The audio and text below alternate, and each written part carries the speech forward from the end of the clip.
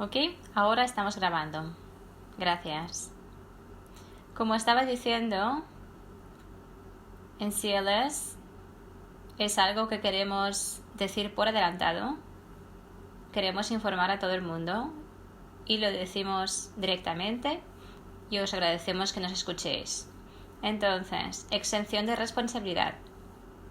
Tenemos a Dick Johnson aquí, como iba diciendo. Él es estudiante de Derecho y como es estudiante de Derecho, no es abogado. Así que no puede proporcionar ningún tipo de asesoría jurídica. Solo puede contestar de manera general. No puede dar ningún consejo en particular sobre ningún tema concreto porque todavía no es abogado, pero lo será pronto.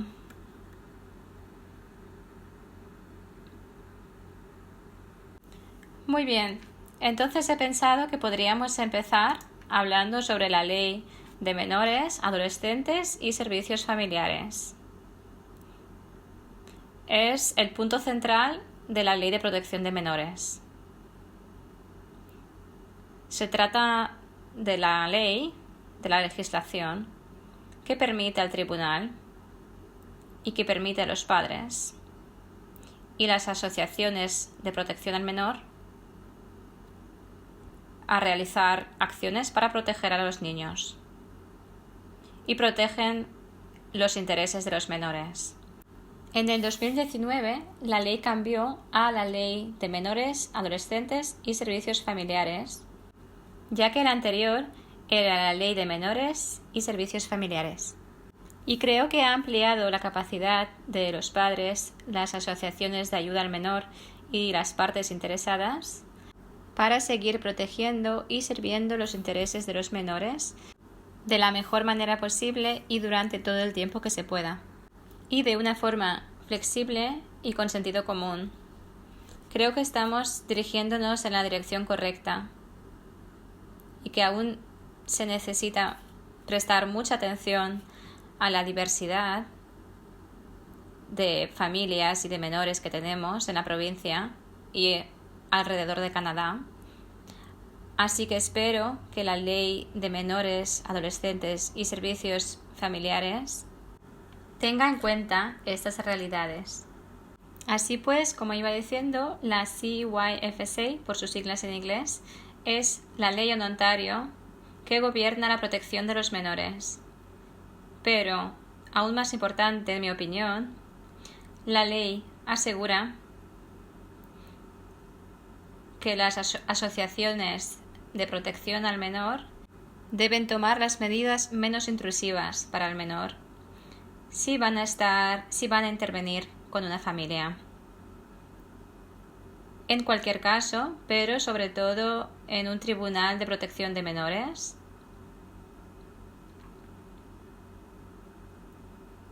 siempre se debe evaluar cuáles serán las medidas menos intrusivas, porque podría pasar lo que antes se llamaba aprehensión, que es cuando al menor se le retira del hogar y se le traslada a un hogar alternativo. Pero tal vez esa no es la medida menos intrusiva. Y quizás se puedan emplear otras medidas de seguridad para afrontar cualquier riesgo del que se tenga sospecha. Nuestro papel como abogados defensores es asegurarnos de que se tomen las medidas menos intrusivas, no cualquier medida, sino las menos intrusivas, ¿verdad? Porque no cabe duda de que retirar a un menor de su hogar de una forma aprensiva es de las experiencias más devastadoras y traumáticas que esa familia va a vivir. Así que si podemos minimizar ese trauma tomando las medidas menos intrusivas, sería fantástico. Así que ese es nuestro objetivo siempre. Además, las comunidades de las primeras naciones, Métis e Inuit, se les debería dar la oportunidad de brindarles los servicios para menores de una manera que respeta y reconoce sus tradiciones culturales. Así que no es suficiente con que la ley de menores, adolescentes y servicios familiares solamente cree un decreto que diga vamos a hacer esto y vamos a hacer aquello. Realmente tenemos que hacer el trabajo. Tenemos que asegurarnos de que no estamos intentando intervenir, de que el Estado no está intentando intervenir en situaciones en las que eso no es apropiado. Y ya sabéis, ahora voy a dar mi opinión personal, pero el gobierno de Canadá acaba de anunciar un paquete de 20.000 millones de dólares para los servicios sociales para los menores de primeras naciones, por todo el trauma y todo el daño que han causado históricamente. No voy a comentar si eso es suficiente o no, pero espero que esto siga con este rumbo, porque la idea de que hay una solución única para los servicios sociales de los menores en Canadá y en Ontario simplemente no es práctica, no es la realidad. Siguiente diapositiva, por favor. Gracias. Muy bien, ahora voy a hablar de forma breve sobre las agencias de protección al menor en Ontario. Entonces, tenemos las asociaciones de protección al menor y servicios para los menores y sus familias. Es lo que se llaman CAS, por sus siglas en inglés. Y vais a escuchar mucho estas siglas. Su papel principal es investigar acusaciones o pruebas de que los niños menores de 18 años puedan necesitar protección y obviamente intentan proteger a los menores siempre que sea necesario. Proporcionan servicios de orientación y terapia, entre otros, a las familias, para proteger a los menores o para impedir que pasen circunstancias que lleven a la necesidad de protección de los menores. También pueden ocuparse de los menores bajo su custodia e incluso supervisar a los menores u organizar el proceso de adopción. Las agencias de los servicios para los menores y para las familias indígenas, y espero que esto sea algo que empecemos a ver más y que todo el mundo apoye, y es que estas agencias pueden brindar servicios apropiados para la cultura, para preservar la seguridad y el bienestar, tanto de los niños como de las familias, en las comunidades indígenas y fuera de ellas. Y esto significa, espero, que la ley reconoce que hay más de una manera de abordar un problema con los hijos, con la familia. Y por último tenemos el Ministerio de Menores, Comunidad y Servicios Sociales. Algunos tal vez hayáis oído hablar de ello. Este ministerio brinda apoyo económico y de empleo para personas de renta baja en Ontario, como la ayuda de Ontario Works y otras ayudas sociales. También trabaja para impedir que los adolescentes en riesgo tengan conflicto con la ley, para mejorar sus posibilidades y para reducir el índice de delincuencia. Si necesitáis más información sobre el Ministerio de Menores, Comunidad y Servicios Sociales, podéis entrar en el enlace y ahí encontraréis más información sobre los servicios disponibles. No voy a entrar en detalles porque solo queremos dar una idea general sobre la Ley de Protección de Menores. Entonces, ¿qué significa que un menor necesita protección? Es algo que se debe investigar y establecer por la CAS para que la agencia pueda retirar al menor del hogar o para intervenir con la familia. En el tribunal, tienen que poder establecer que el menor necesita protección. Y aquí no hay ninguna medida de seguridad que pueda mitigar el daño o ese riesgo. Se puede trasladar al menor a un lugar seguro, que se define como un familiar del menor, algún pariente lejano o la comunidad. Así que la casa de una de estas personas podría ser el lugar seguro. Sin embargo, también se debe demostrar que no es que solo tengas a alguien ahí que pueda ocuparse del menor de forma alternativa, sino que también sino que esa casa también tiene que haber pasado una evaluación por parte de la asociación o de alguna otra autoridad que tenga jurisdicción y que haya hecho una valoración de la casa de esa persona, ya sea un familiar, un pariente lejano o un miembro de la comunidad. Y debe establecer que eso es una casa segura para el niño. Estas son las cosas que se deben establecer por la Agencia de Protección del Menor para asegurar un lugar donde el menor esté a salvo. En sus esfuerzos, la CAS va a determinar si el menor está en un riesgo serio o inmediato de sufrir algún daño y si esto se confirma, van a retirar al menor del hogar. Se puede determinar que el menor está en riesgo de sufrir daño si se queda solo, si hay un patrón de dejarle solo, desatendido o de sufrir negligencia, lo cual podría incluir daños físicos, riesgo de sufrir negligencia, daño sexual, emocional. No solo se trata de daños físicos, no se trata de maltrato solamente, sino que también puede haber negligencia o un patrón de abusos emocionales. Así que si un menor ha sufrido abusos o está en riesgo de sufrir abusos, o si el niño presencia maltrato o violencia entre adultos que están en casa, si los padres están peleando, ya sea a base de gritos o si son peleas físicas. De todas formas, si los niños están expuestos al daño emocional y tal vez daños físicos, pero tener en cuenta que los menores que tienen 16 o 17 años deben dar su consentimiento para que se les retire del hogar. Cuando la Ley de Menores, Adolescentes y Servicios Familiares entró en vigor, amplió la autoridad de la CAS para seguir ayudando a los menores. Sin embargo, los niños que son más mayores tienen que dar su consentimiento para recibir estos servicios. Así que la CAS no puede ir y sacar de casa a un menor de 16 o 17 años sin su consentimiento. Siguiente diapositiva, gracias. Y aquí es donde le voy a pasar la palabra a nuestro empleado Nick Johnson, que lo va a hacer muy bien. Y si tenéis alguna pregunta al final, nos vemos más tarde. Muchas gracias. Muchas gracias, Greg. Entonces, la otra opción que podría pasar es la retirada del menor en el momento del nacimiento. Esto se puede dar en los casos en que se sospecha que al niño se le puede hacer daño o se teme por la seguridad del menor en el momento del nacimiento. Estas sospechas pueden incluir problemas graves de alcohol o de drogas, el hecho de no tener una vivienda o un hogar seguro o alguna otra situación inestable de este tipo. También hay algo que se llama obligación de denunciar.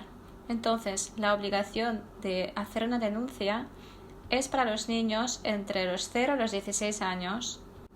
Entonces, todo el mundo, incluso los ciudadanos y los profesionales que trabajen directamente con menores y adolescentes, ya sea profesores, trabajadores sociales, trabajadores de las guarderías, etc., están obligados por la ley a denunciar si se sospecha que hay un caso de maltrato o negligencia a un menor entre los 0 y los 16 años de edad. Es decir, si alguien sospecha de que hay un menor que sufre algún tipo de maltrato o negligencia, deben denunciarlo a la CAS en cuanto lo sepa. En el caso de menores de 16 y 17 años se puede hacer la denuncia, pero no es obligatorio.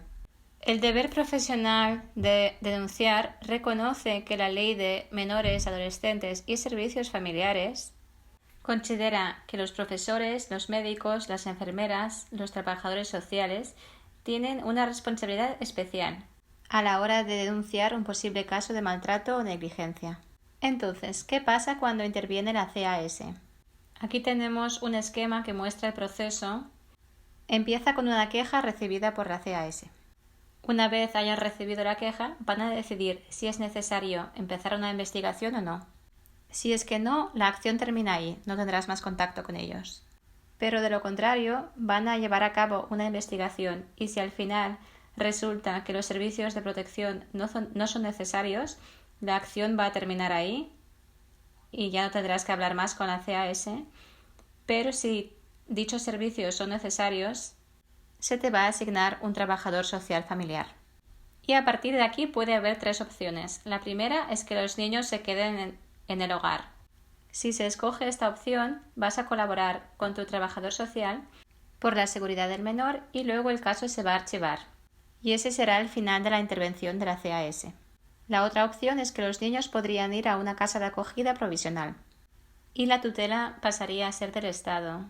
Entonces, después de esto, cuando el menor está en una casa de acogida provisional, se podría producir la adopción, lo cual es una solución definitiva y el caso quedaría archivado. También podría haber custodia legal, otra solución definitiva, o la custodia podría pasar a la CAS a largo plazo. En este caso, la CAS se ocuparía del menor hasta que éste cumpla los 21 años. Y si el menor se va a una casa de acogida provisional, siempre puede volver con su familia. Y después es el mismo proceso que va a garantizar la seguridad del menor. Y la tercera opción es que los niños se residan con sus parientes, que podrían ser cercanos o lejanos, o un miembro de la comunidad. Y una vez el familiar haya pasado la evaluación, puede pedir la custodia total del menor, que podría ser un tío, una tía, un abuelo, una abuela, etc. O el menor podría volver con su familia. Entonces, ¿qué pasa si la CAS retira a tu hijo del hogar? Lo primero que debes hacer es llamar a un abogado. Y antes de llamar a un abogado, toma notas de lo que ocurrió, la fecha, el día, cómo reaccionó tu hijo, quién estaba presente, qué se dijo, todos los detalles que puedas recordar. Cuanto más detalladas sean tus notas, mejor, para que no queden cabos sin atar y para que sepas todo lo que va a pasar a partir de ese momento. Y los primeros 5 días después de la retirada del menor son muy importantes y durante los cuales puede pasar una de las siguientes 5 cosas. La primera, el niño podría regresar a casa. Si el menor vuelve a casa, es una vía clara, los padres vuelven a tener los derechos de custodia. Los derechos de custodia se pueden otorgar o bien a uno de los progenitores o a los 2 progenitores, dependiendo de la situación. Podría haber un acuerdo de custodia temporal. También puede haber una orden judicial de protección del menor. En ese caso, la CAS iría a juicio y pediría la custodia del menor a largo plazo. Y también está la custodia tradicional, que se refiere en concreto a las comunidades indígenas. Entonces, ¿podré ver a mi hijo si se le ha retirado del hogar? La pregunta corta es que le puedes preguntar a tu trabajador de la CAS si se pueden organizar visitas con tu hijo, pero antes tienes que asegurarte de consultarlo con un abogado, ya que no deberías tratar nada con la CAS sin consultarlo antes con el abogado, si es posible. Y luego, siguientes pasos. Si la CAS va al tribunal, la primera opción sería la desestimación del caso. Y con esto terminaría la acción. Puede haber una orden de supervisión, cuya duración puede variar. Puede ser de 4 meses, 6 meses, 1 año, etc. Según esa orden, tendrás que cumplir con un listado de condiciones para que el menor pueda volver al hogar. Puede haber custodia provisional para la asociación, que también va por intervalos de tiempo. El niño se quedaría en una casa de acogida o con parientes durante 4, 6, 8, 12 meses, lo que decida la asociación. Luego está la custodia prolongada o permanente para la asociación, que es cuando deciden tomar una solución definitiva para el menor para evitar que esté en una posición de futuro incierto. Y esto significaría que la CAS se llevaría al menor de forma permanente, ya sea bajo la tutela del Estado o a casa de algún familiar. Y también está la orden de custodia, que solamente se da cuando el menor está sufriendo daño en ese momento. Aquí tenemos una lista de recursos. El primero es Legal Aid Ontario. El segundo es el Centro de Información de Derecho de Familia. El tercero es AZLOSA, para las familias de primeras naciones, Inuit y Métis. Luego tenemos los servicios desagregados y los abogados de anticipo limitado, que se pueden encontrar en la página web de Steps to Justice. Y con esto concluimos la presentación. Muchas gracias por escucharnos. Y ahora vamos a abrir el turno de las preguntas para Greg. Gracias. Gracias, Nick. Muy buen trabajo. Antes de pasar a las preguntas, quería añadir un par de cosas a lo que estaba comentando Nick. Lo primero es que sé que los abogados son muy caros, pero normalmente el derecho de protección del menor lo cubre la asesoría gratuita Legal Aid y es crucial obtener asesoría jurídica enseguida. La ley de protección del menor puede ser muy compleja y las CAS son el brazo del Estado y cuentan con muchos recursos, pero los padres no. Así que de una manera de igualar ese desequilibrio de poder es conseguir un defensor que conozca el sistema jurídico y que ayude a defender y proteger los derechos de los padres. Y por desgracia vemos muchísimos casos de la CAS que se quedan atascados en el tribunal durante mucho tiempo Y hay padres que están sufriendo mucho, que sufren adicciones, que es una enfermedad, o que tienen otras circunstancias opresivas que están fuera de su control. Y para eso están los bufetes de abogados, para eso estamos, para empoderar a los padres, para que por lo menos hagan su mejor esfuerzo. Y pienso que eso es muy importante, ya que he visto muchas veces como el primer mes del juicio de protección del menor resulta muy confuso, es muy agobiante, muy traumático y pasa muy deprisa. Cuando las asociaciones de protección al menor retiran al menor del hogar para llevarlo a un lugar seguro, tienen que llevar el caso al tribunal en un plazo de 5 días. Así lo establece la ley. Y a menudo llevan el caso al tribunal dentro de 5 días y a la otra parte no se le ha entregado ningún tipo de material. Pongamos que yo soy el abogado de oficio, el abogado gratuito, con quien los padres del menor pueden hablar, y muchísimas veces los padres me han venido en un estado de pánico, lo cual es comprensible, diciéndome: hoy tenemos juicio y ni siquiera se nos han presentado los papeles.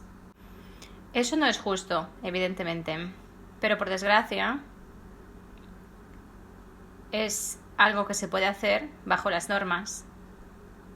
Y yo creo que es una parte muy importante que podamos ayudar en eso. Porque a mí me quitaría toda la esperanza si yo fuera uno de esos padres que van al tribunal dentro del plazo de 5 días queriendo saber qué está pasando y resulta que ni siquiera te presentan los papeles.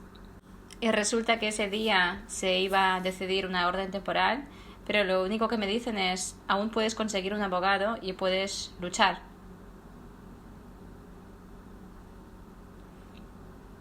Aún así, eso me quitaría toda la esperanza, toda la fe.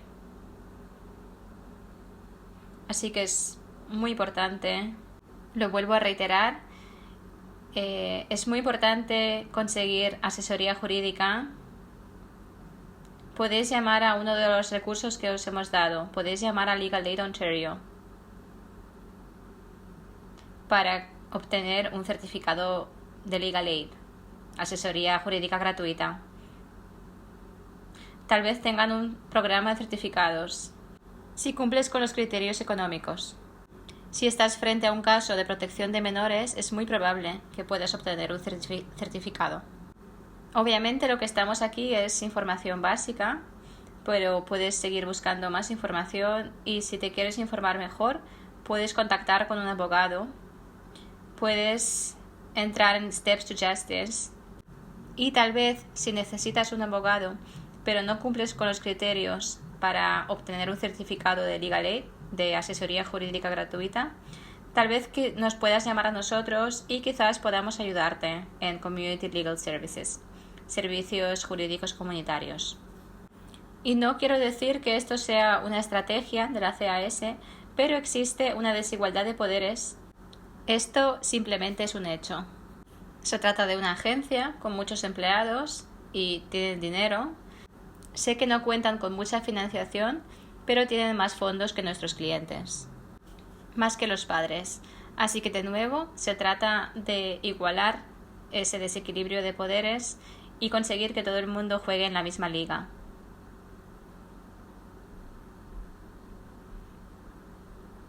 Gracias por permitirme mi discurso. Muy bien, veo aquí a Javiera. Sí, hola. Soy defensora de la preservación de las familias en mi comunidad. Estoy ubicada en Sarnia, Ontario, a una hora de London. Pero trabajo con gente en London y tengo una pregunta respecto a la diapositiva sobre la retirada del menor en el momento de nacimiento. ¿Sobre qué? La diapositiva sobre la retirada de un menor en el momento del nacimiento. ¿Cómo funciona eso a nivel legal? Teniendo en cuenta que la CAS no puede intervenir cuando una persona está embarazada. Y las alertas en el momento del nacimiento ya no existen en Ontario. ¿Cómo se entera la CAS o cómo interviene en el momento del nacimiento? Sé cómo ocurre, pero ¿cuál es el aspecto legal de eso? Sí, es una muy buena pregunta. Normalmente funciona de la misma forma que cualquier otra queja. Ya sabes, tengo una vecina que está embarazada y los he visto enfrente de su casa fumando marihuana y quizás la asociación interviene con la mamá para vigilarla. Quiero decir, la mamá puede decir, no quiero colaborar contigo. Sí, de hecho estás en tu derecho legal de llamar a la policía y presentar una queja ante la Comisión de Revisión de Menores y Servicios Familiares si la CAS interviene durante el embarazo. Ya. En plan, si les dices que se vayan y no quieren. Solo pueden interactuar contigo si tú aceptas sus servicios de forma voluntaria. Así que esa es mi pregunta. Sí, lo que acaba pasando normalmente, por ejemplo, se dicen en estas circunstancias la madre y ella dice no pasa nada, todo está bien, ya os podéis ir CAS, no tenéis ningún derecho de intervenir en mi vida. Y tal vez sí, se marchen, pero una vez ha nacido el niño, en función de las pruebas que tengan, tal vez podrían tomar medidas, algún tipo de medidas. Pero esta situación sobre todo suele ocurrir cuando la madre ya ha tenido varios hijos y a veces incluso puede haber un caso abierto respecto a otro hijo y entonces la madre se queda embarazada durante el caso, así que la CAS va a decir, bueno, no podemos intervenir de manera formal, pero nos gustaría que colaborara con nosotros de forma voluntaria y si no quiere hacerlo, entonces van a decir, bueno, si no colaboras con nosotros de forma voluntaria, probablemente tendremos que tomar medidas más agresivas. Vale, esto tiene sentido. Gracias por explicarlo. Básicamente esta ha sido mi experiencia también, pero quería preguntar sobre el aspecto legal. Pero es lógico que hagan la llamada y luego simplemente esperen a que llegue el momento de que nazca el niño. Entonces, aunque las alertas sean ilegales o que no estén permitidas, lo que sea, aún siguen pasando a través de la vigilancia. Sí, pero no me imagino que esto le pasara a una madre primeriza. Ok, tiene sentido. ¿Alguna pregunta más? Sí, mi pregunta es, al principio has mencionado representantes contemporáneos. ¿Me lo podrías explicar? ¿Representantes contemporáneos? Sí, lo has mencionado al principio. Oh, Nick, ¿podrías volver? Te refieres a la declaración de territorios, ¿verdad? Sí. Sí, contemporáneos, a los cuales reconocemos como representantes actuales.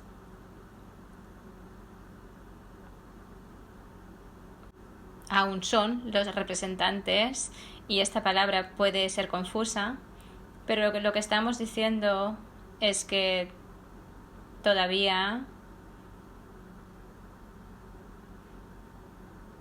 que las personas indígenas todavía son contribuidores y lo que yo diría propietarios de estas tierras. Y contemporáneo quiere decir ahora. No a nivel histórico, sino ahora. Porque también has mencionado las alertas de nacimiento. Esto aún pasa a día de hoy, pero muchas veces no nos avisan con 5 días de antelación, sino que nos notifican después. Y aún está pasando hoy, más o menos en el sur, porque ahí todavía no sé qué palabra utilizar. No sé, hay como menos sensibilidad cultural o conciencia cultural de la cuarta parte de la ley de menores y servicios familiares. Y luego ellos acaban peleándose con nosotros, porque yo estoy en el norte Y tenemos niños que en el momento del nacimiento en el sur ya se los llevan del hogar. Así que yo estaba al teléfono en el momento en que a un niño se lo llevaban del hospital y no pude hacer nada para ayudar o para mitigarlo o lo que sea, porque los trabajadores no me querían escuchar.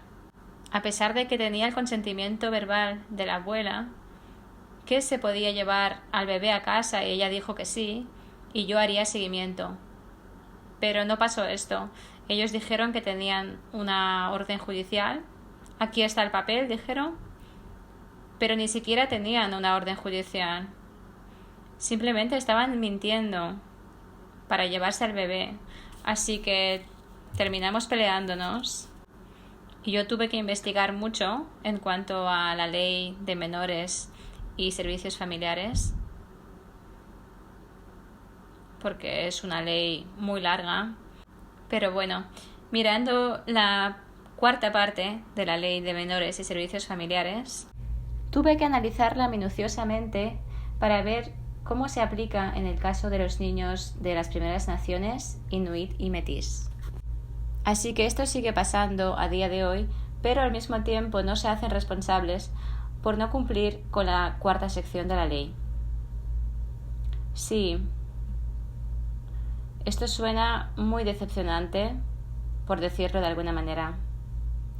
No deberían hacer esto, y corrígeme si me equivoco, pero lo que estás diciendo es que están en Ontario del Norte y se llevan a los niños a Ontario del Sur. Sí, es que no lo entiendo. Por lo menos deberían procurar que los niños se queden en la comunidad. Sí, el otro factor es que la ley de menores y servicios familiares puede cambiar de repente. Parece ser que es así, porque cambia en función de las situaciones que ocurren con los servicios de menores y familias respecto a los niños de primeras naciones, metís e inuit. Así que en el año 2000 esa sección era muy pequeña y pertenecía a la parte 10 en un punto dado. Y solo tenía 2 párrafos, pero con los años y a lo largo de la historia, ya sabes, de los últimos 20 años, ahora es la cuarta parte y contiene un poco más de información. Pero aún hay mucha ignorancia con las agencias en el sur y no se cumple con esto. Esto se remonta a la época de las escuelas residenciales en cuanto a las primeras naciones, cuando muchos niños, muchas familias han pasado por esto y muchos de ellos se dieron en adopción. No sabemos dónde se les dio en adopción, porque según el acuerdo de los 20.000 millones de dólares, tenemos mucho trabajo que hacer respecto a las primeras naciones, respecto a los servicios sociales para los menores. Así que, ¿cómo hacemos para que cada uno de ellos obtenga una compensación? Yo trato de hacer mi trabajo a la hora de ayudar a apoyar a las familias que han pasado por este sistema, pero también muchos de ellos han fallecido durante el proceso. Así que, ¿quién va a defender a los muertos? Y al mismo tiempo, las alertas de nacimiento todavía me generan mucho enfado cuando lo pienso. Intento respetar al mismo tiempo por los determinantes sociales de salud de las familias de las primeras naciones metís e inuit. Desde el principio nos abocaron al fracaso en cuanto a la crianza de nuestros propios hijos. Yo trabajo con 30 agencias de servicios sociales de menores en Ontario, pero hay muchas más, hay 50. Y al mismo tiempo intento no ahogarme porque es un trabajo que puede sobrecargar mucho. Las denuncias, el seguimiento y luchar para que la asociación no se lleve a los niños. ¿Y cómo lo hago? ¿Qué puedo hacer para decir alto y claro, estos son nuestros niños y queremos que vuelvan? Sí, estoy totalmente de acuerdo y creo que queda mucho trabajo por hacer.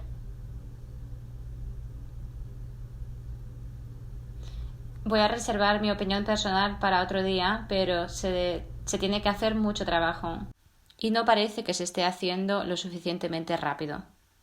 Por eso les digo a mis estudiantes, vamos a ser constantes, porque en nuestra cultura en general todos tenemos una causa por la que luchamos y luego una semana después nos olvidamos. Así que para contestar a tu pregunta, se trata de trabajar constantemente.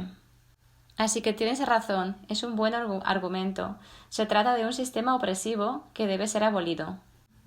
No vayamos a subestimar el dolor que han sufrido las familias indígenas por culpa del sistema. Totalmente, muy buen argumento y gracias por sacar este tema. Yo no tengo la solución. Ojalá la tuviera.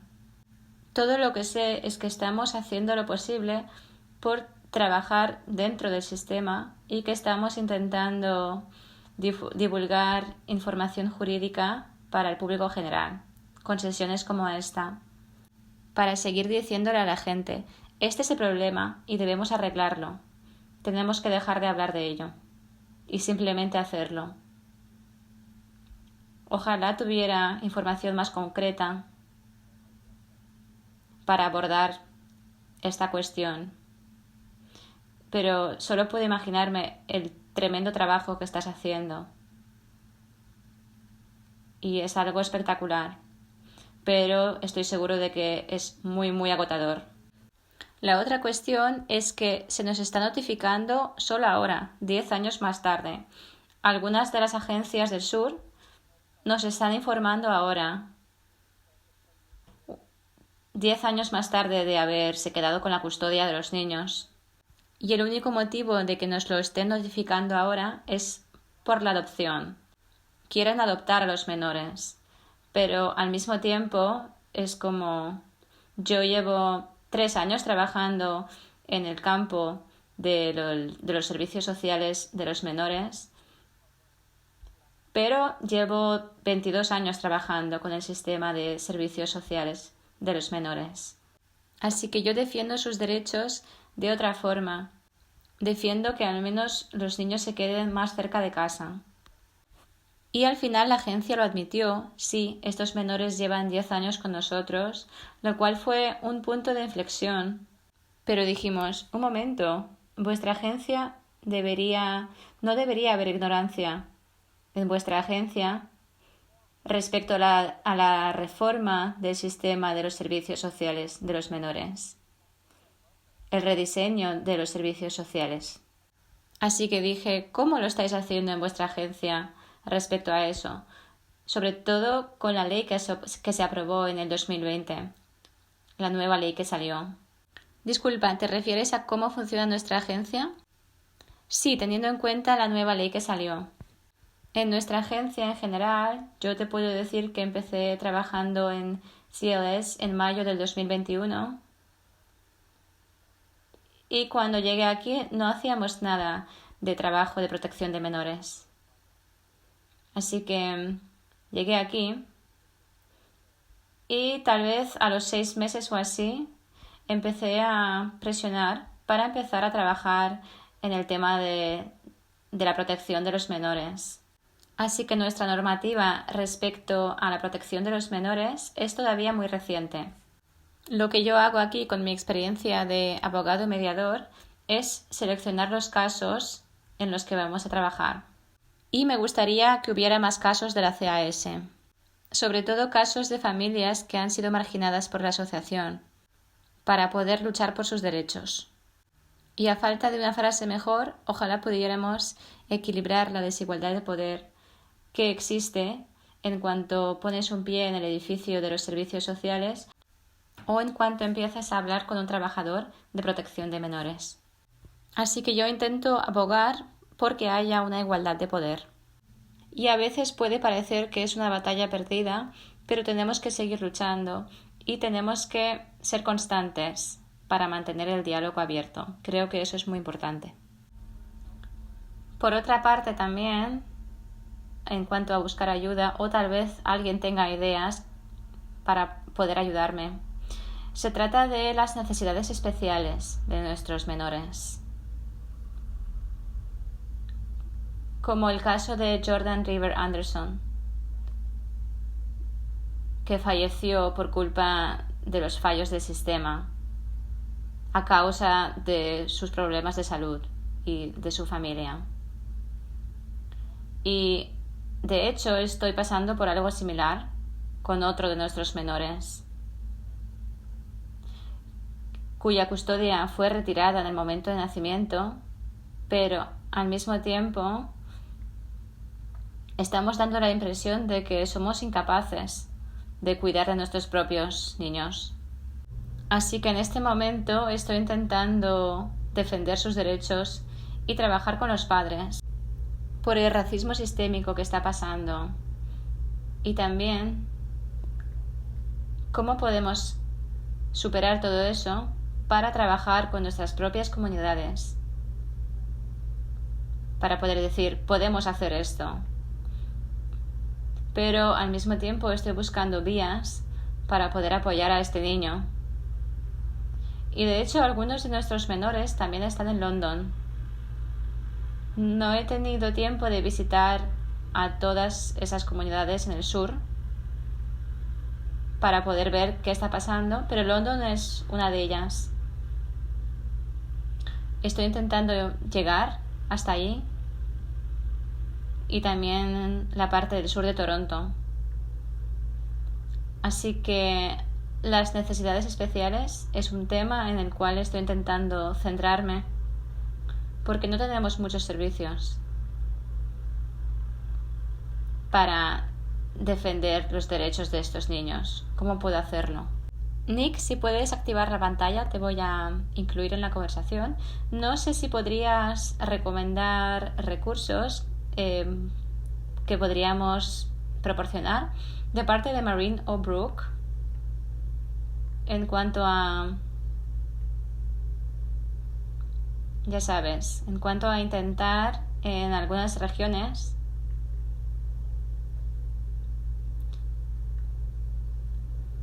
ayuda específica, asistencia específica, porque yo sé que Maureen tiene un buen puesto de empleo ahí, ¿verdad? Yo fui a uno de vuestros recursos, el edificio de CPRI, el Instituto de Recursos de Menores y sus Padres. Fui ahí a dejar a un niño, pero necesitamos más, no sé cómo hacerlo.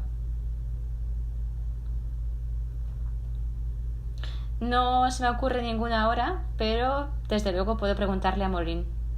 Lo que voy a hacer es poner mi correo electrónico en el chat y si alguien necesita más ayuda me puede escribir y Nick y yo vamos a hablar con nuestros contactos y vamos a ver si podemos conseguir más ayuda sobre este tema. Heatham, veo que has levantado la mano. Sí, muchas gracias, señor. Gracias por esta presentación tan útil y tan informativa. Gracias, Greg. Gracias, Nick. Ha sido muy, muy útil. Tengo algo que comentar, de hecho, y en uno de los formularios de feedback alguien nos está preguntando si podríamos compartir las diapositivas. Así que si me podríais confirmar que esta presentación estará disponible mañana en el canal de YouTube de Western Law,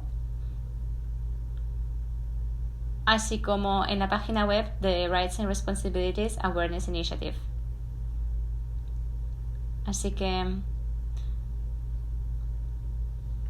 creo que esto podría servir de referencia más adelante y que se podría tener acceso a las diapositivas y a la presentación también. Sí, correcto. Gracias, Heatham. Sí, ahora estoy repasando las preguntas en el chat. Hay una pregunta de Miranda B.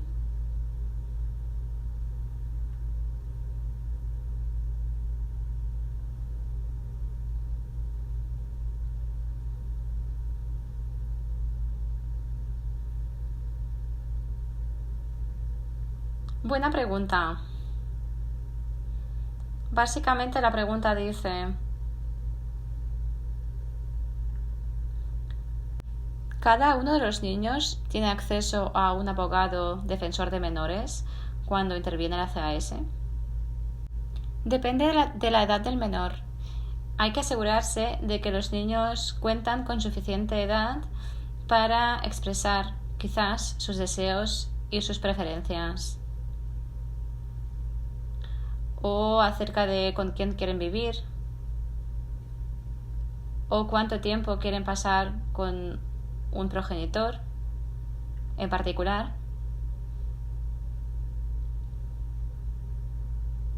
Pero también, por ejemplo, si hay algún problema médico, tal vez haya problemas de comportamiento en la escuela con los niños. A lo mejor se están comportando de forma violenta.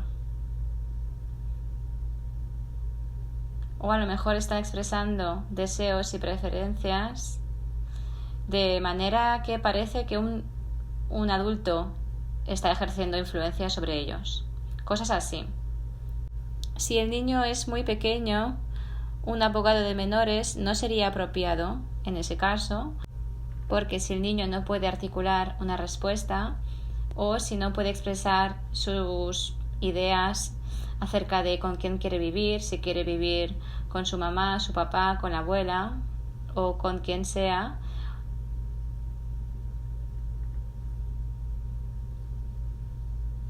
el abogado de menores, la oficina de los abogados para los menores, desempeña dos papeles.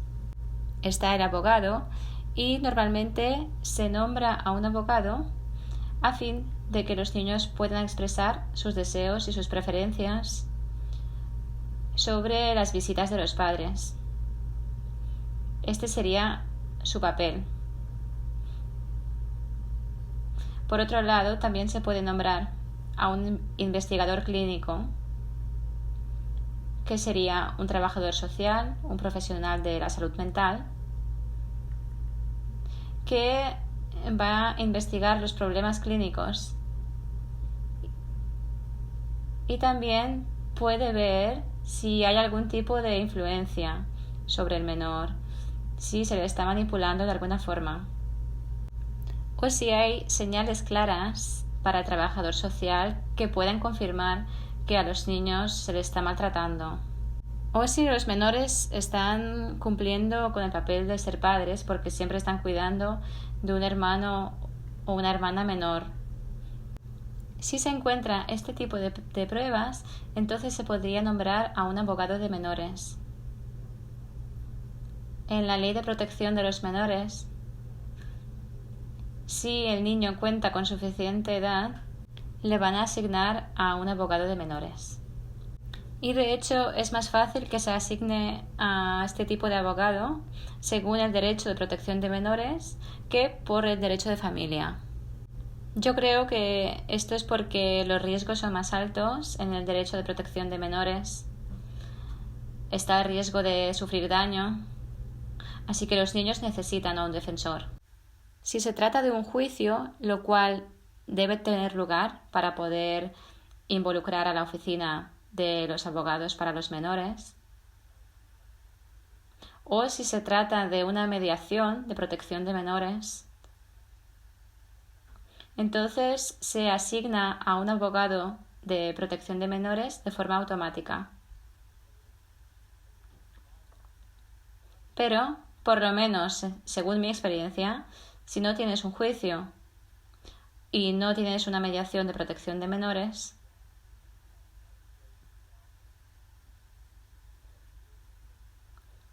en esas circunstancias un abogado de menores no sería apropiado.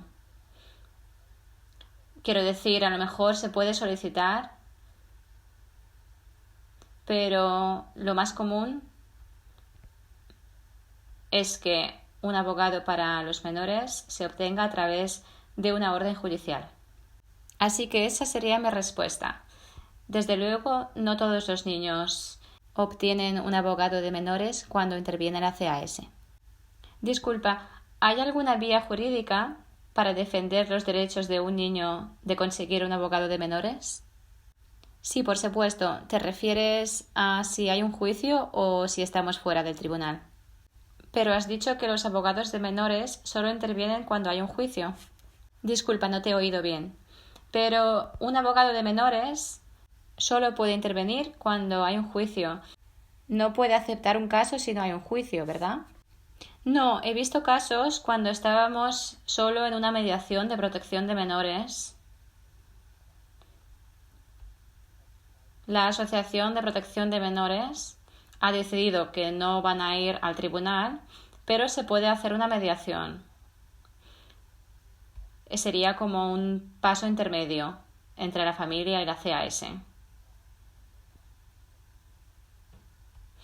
Y en este caso sí que hablan con la oficina de abogados de los menores y si el niño tiene la edad suficiente para hablar con el abogado, en este caso se va a nombrar a un abogado. Perfecto. ¿Pero hay alguna vía jurídica para abogar por ello? ¿Los padres podrían utilizar algún canal oficial para hacerlo? ¿O solo tienen que seguir los consejos de un abogado en concreto sobre el caso? Sí, sería con un abogado en concreto.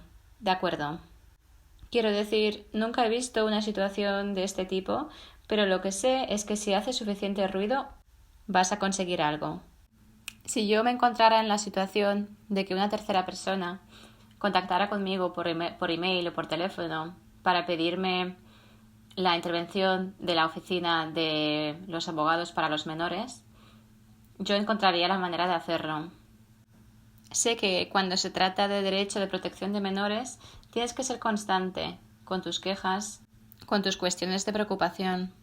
Hay que insistir, incluso si las cosas van demasiado lento, siempre puedes demostrar el historial de tus llamadas o tus correos y decirles: «Hey, llevo una semana insistiendo sobre esto y todavía no habéis hecho nada». Muy bien, perfecto, gracias. Es muy buen consejo, gracias. De nada. Espero haber podido contestar a tu pregunta, Miranda. Sé que es un poco complicado, pero no todos los niños obtienen un abogado de menores de forma automática. Jocelyn, veo que estás levantando la mano. Un segundo. Primero va María. Tenemos una pregunta en el chat aquí.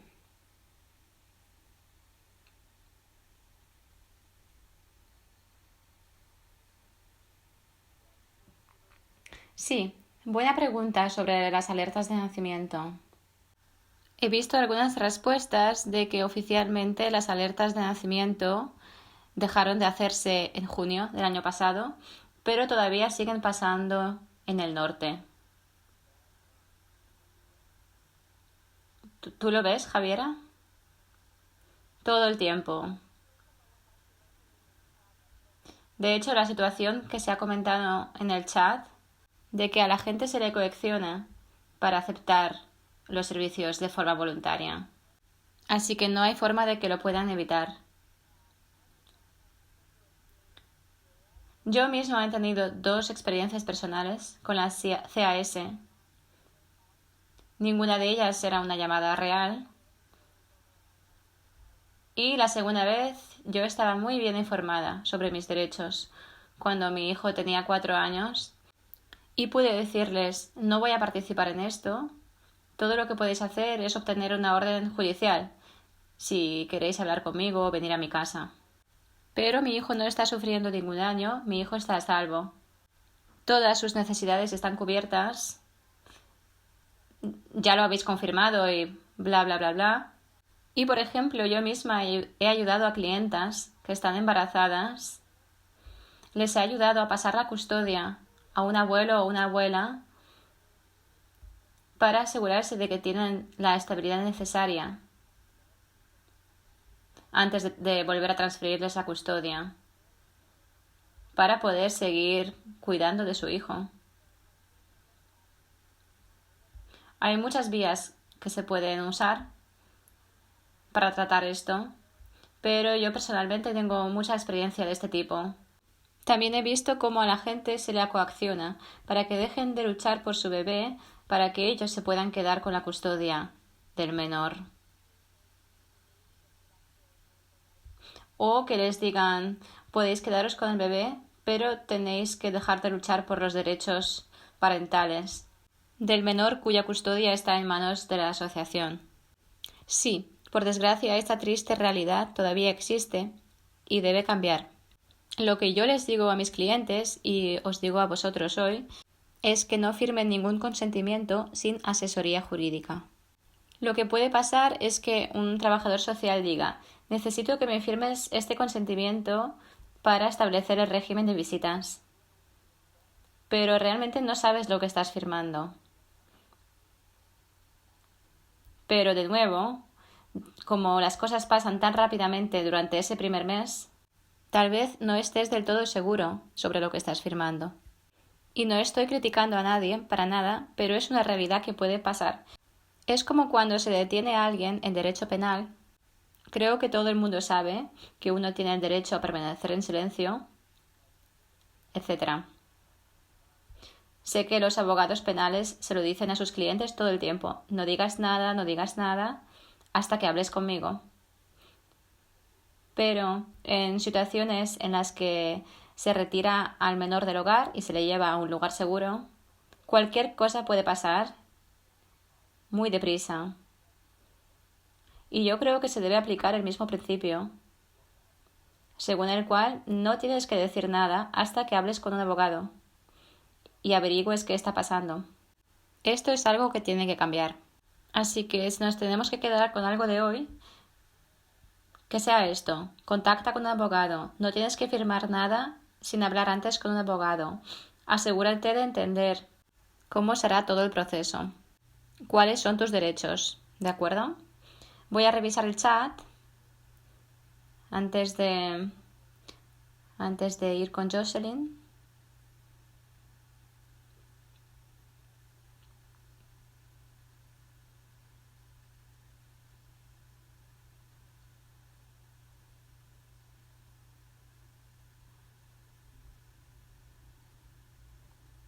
Muy bien.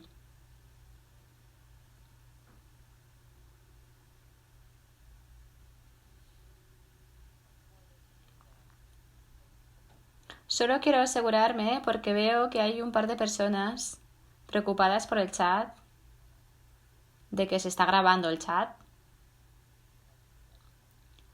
Heathan, veo que aún estás aquí.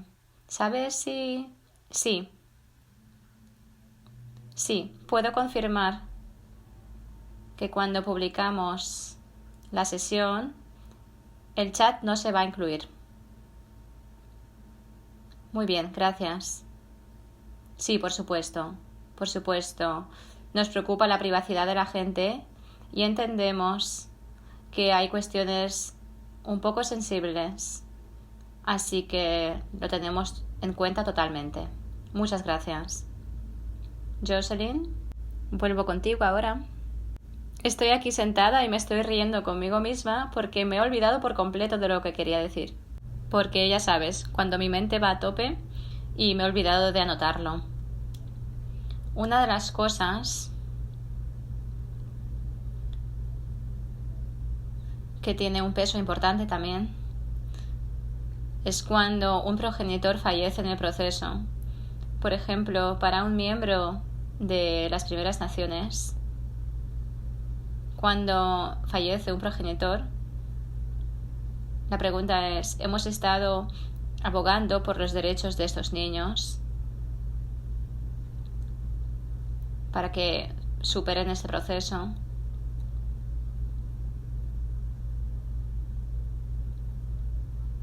Pero a lo largo del proceso, si fallece uno de los padres, ¿cómo podemos ser constantes si el otro progenitor no es de Fort Albany? ¿El otro progenitor es indígena? Sí, pero no.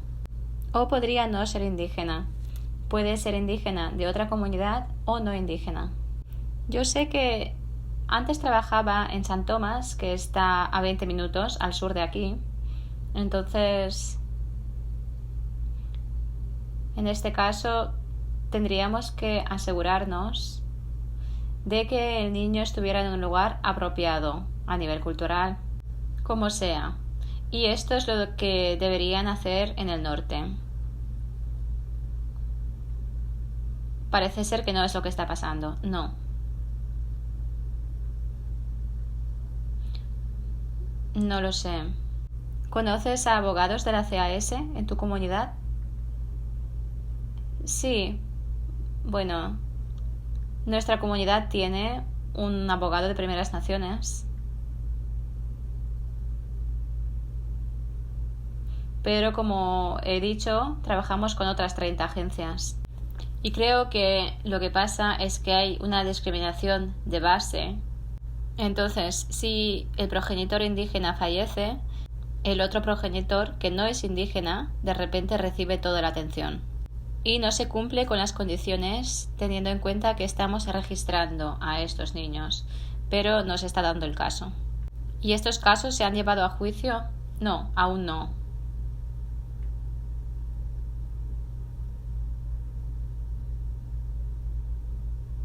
Quizás soy demasiado optimista, pero si el caso se llevara al tribunal, ¿pero nosotros iríamos a juicio si este fuera el caso? Si la asociación considerara que el menor todavía se encuentra en riesgo de sufrir daños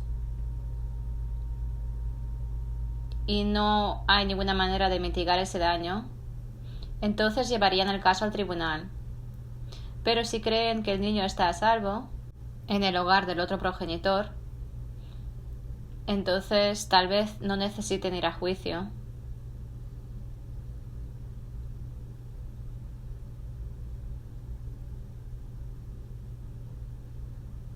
Pero la cosa es que las familias no indígenas no devuelven a los niños, porque el progenitor indígena ha fallecido. Tu pregunta es si la comunidad puede defender los derechos del menor para acceder a su cultura indígena en lugar del progenitor. ¿Esa es tu pregunta? Sí, el menor es indígena, pero aún no está registrado como indígena. Entonces no sería uno de los padres el que está abogando por el menor, sino la comunidad para registrar al menor. Esto es lo que estamos intentando, pero no nos están devolviendo al menor. No están devolviendo al menor a los abuelos que han estado cuidando de esos niños durante los últimos 3 a 5 años y ahora de repente el progenitor no indígena entra en juego y de repente los niños van a visitarle y ya no vuelven. De golpe se empieza a favorecer a la familia no indígena.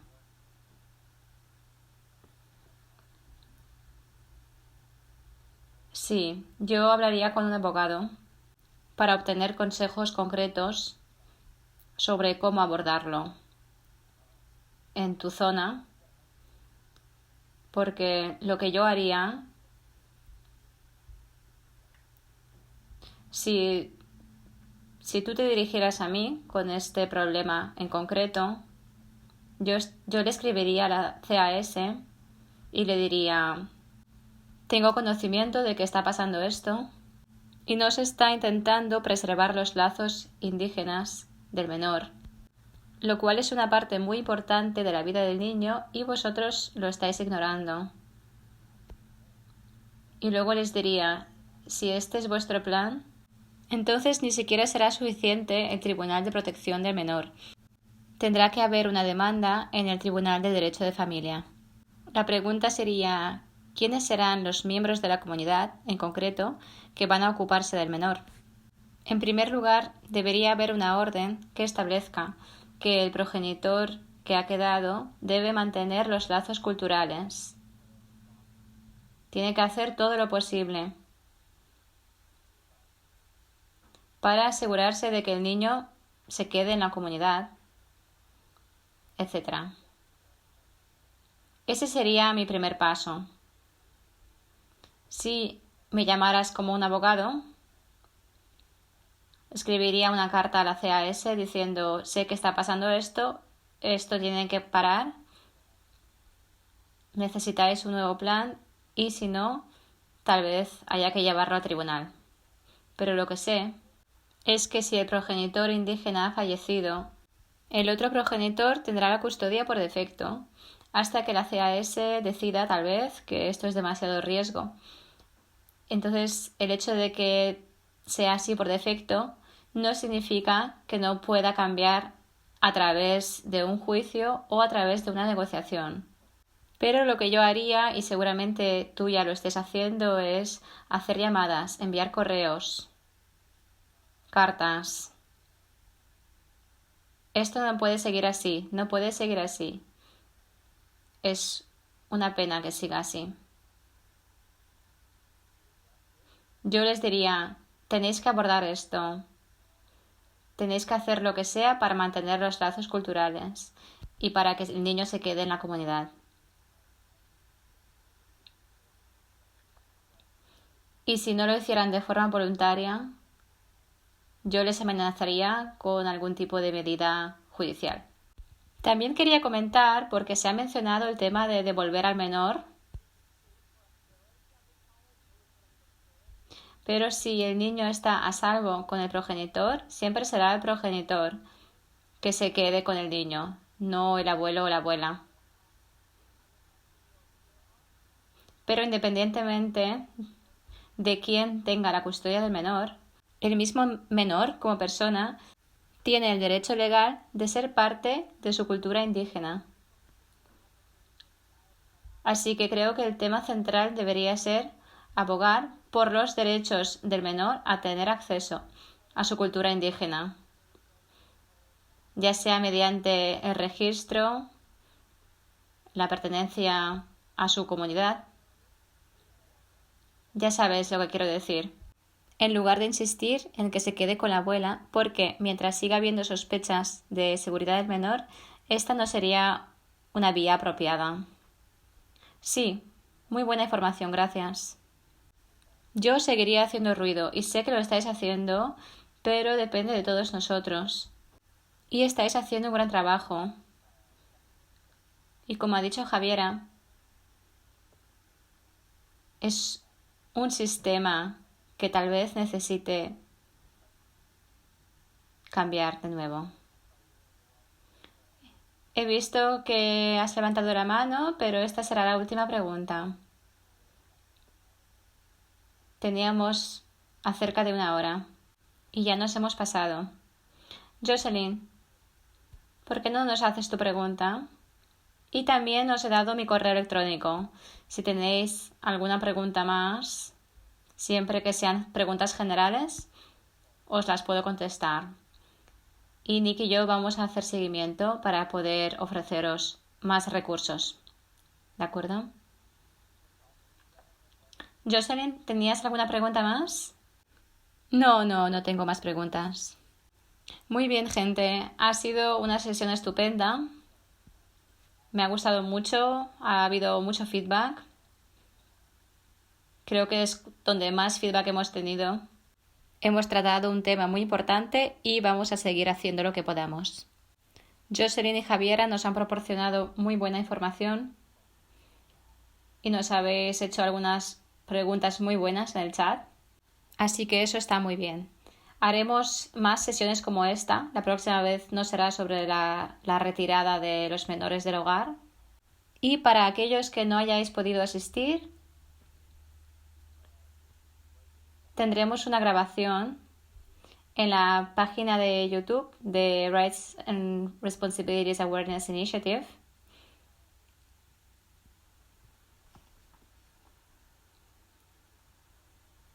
Y también en la página de YouTube de Community Legal Services o Western Law. ¿De acuerdo?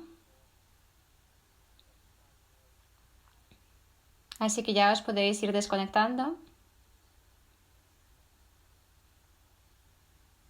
Sí, ha sido estupendo, sí. ¿Es posible hacer un comentario o una pregunta? Sí. Entonces, mi nombre legal es Melissa y soy activista en la ciudad de Toronto que apoya a las mujeres indígenas y de otras nacionalidades para combatir el racismo sistémico y también la falta de sensibilidad cultural en el ámbito de la violencia doméstica y de las drogas. Y es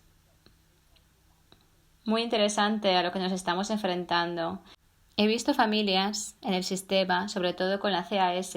Yo misma soy superviviente de maltrato doméstico y político de menores.